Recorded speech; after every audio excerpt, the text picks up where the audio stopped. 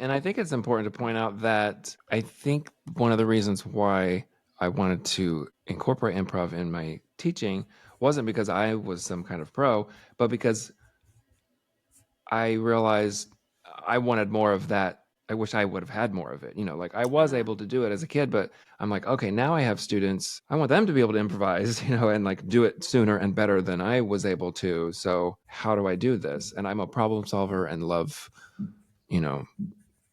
I'm like solutions oriented, fix it kind of personality. So I'm always looking for ways to do that, So with my students, I'm like, okay, how can I get them to improvise and it not be scary and they're confident, and then it just builds from there. So how do I do it? Okay, well, I always start super, super easy and not scary. Okay, so for example, I probably won't even say we're going to improvise or I want you to make something up or anything like that. It might even just be, okay, we're going to play an echo game, copy what I play.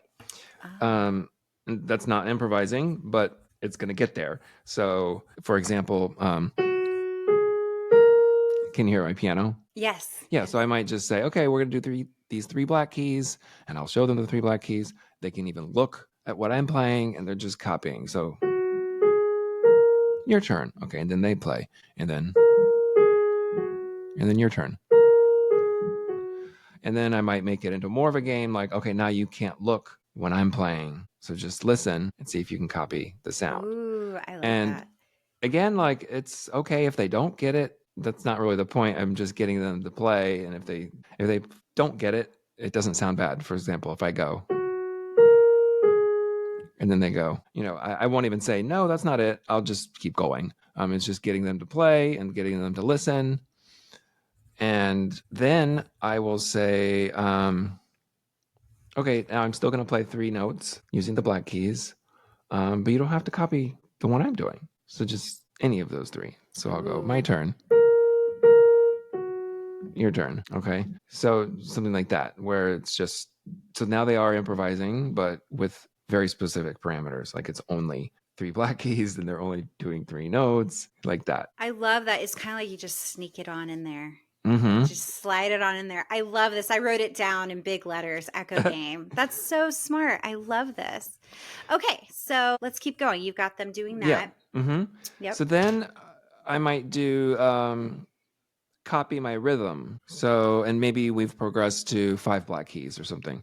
So I just show them, put your thumb on this one, which is a C sharp or a D flat, but it doesn't matter if I don't name it or tell them if they don't know, just show them.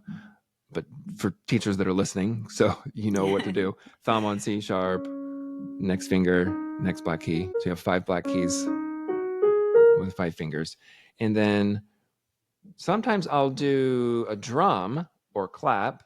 I don't have a drum right now, but if I just clap, or no, I won't clap. I'll do a rhythm with my mouth. So I'll say, for example, I'll do a rhythm and then you play any of those black keys, copying the rhythm. So if I go bum, bum, bum, bum, bum, then you go.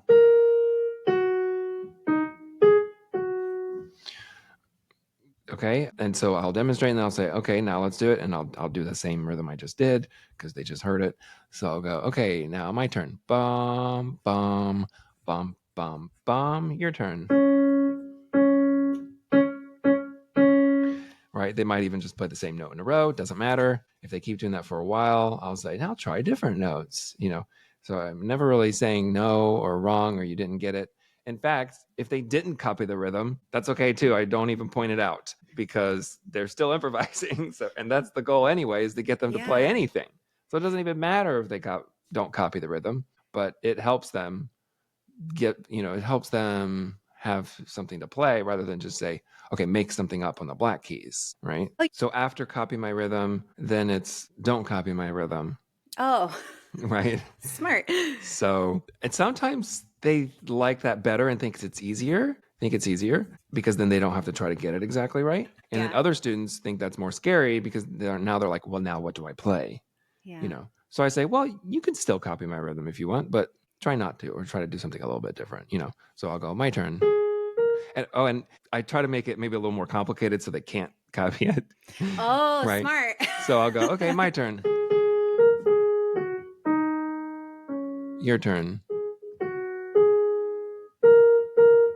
My turn. And also, I'll accompany myself or them or both at this as well. So for example, my turn.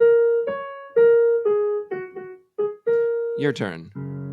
They're playing something here. Do, do, do, do, do. My turn.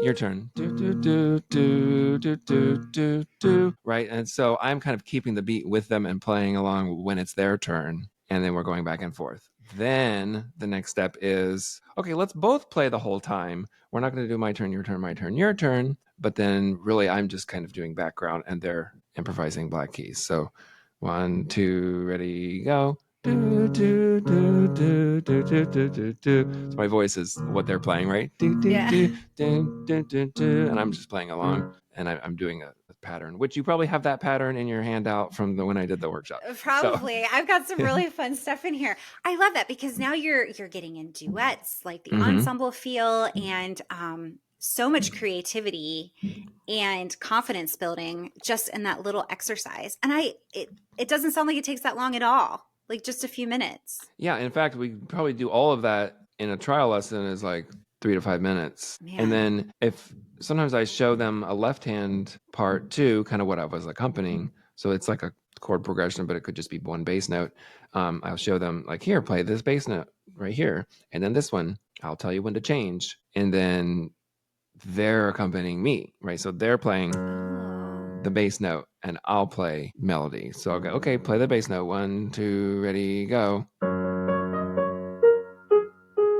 Now change. So they're playing the bass and I'm playing a melody.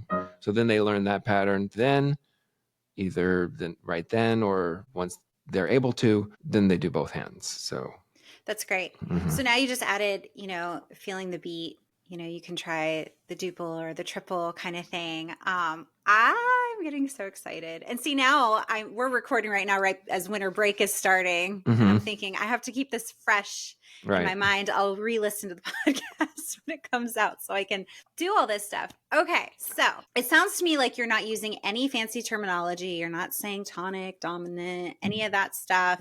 You're just playing on the keys with very minimal instruction. Yep. And you're not correcting anything. You're just letting them play. I love that. Okay. So now let's move into when things get a little bit more fancy schmancy. Right. So once they do, once they progress in their, other skills and theory and whatever, where they know scales and key signatures and chords, is that what you're asking? Then like, okay, now how do we do that instead of just like, play meat. Right. Yeah. Yeah. And I have to say too that there's other patterns that we do even before they get to that point. Just real fast, I have to throw this in because if you keep with the black keys, but just add one white key, and again, they don't have to know what the name is. You can just say this one right here. Like put your thumb on this one, and then the rest black keys. Now we have blues. Oh, I love that. And they love the way that sounds. Yeah. And they're like, wow, it's blues. Yeah. So there's lots of patterns, different things that you can do without even knowing theory and all that. However, once they do, like, for example, that one, technically we're in like E flat minor blues.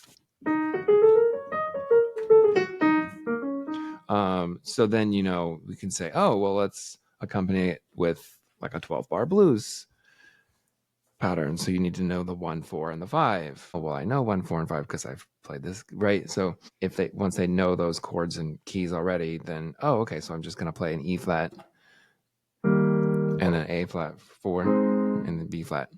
And since it's blues, then we throw in the 7. So there's some more theory to it. What is the 7? Well, the dominant 7 is the major chord plus the minor 7th, or just think of it as go up an octave and down a whole step. In fact, I like that sound if you just do the root and the 7th. So you don't necessarily have to have the whole thing. So just root and 7th. Change to A flat. Change back. 5 chord.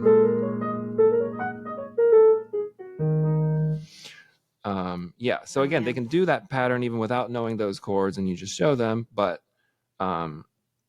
once they know theory and scales and everything, then you can approach it that way, right? Like have them figured out, like, okay, we're going to do 1, 4, and 5 in E flat. So what are those chords? See,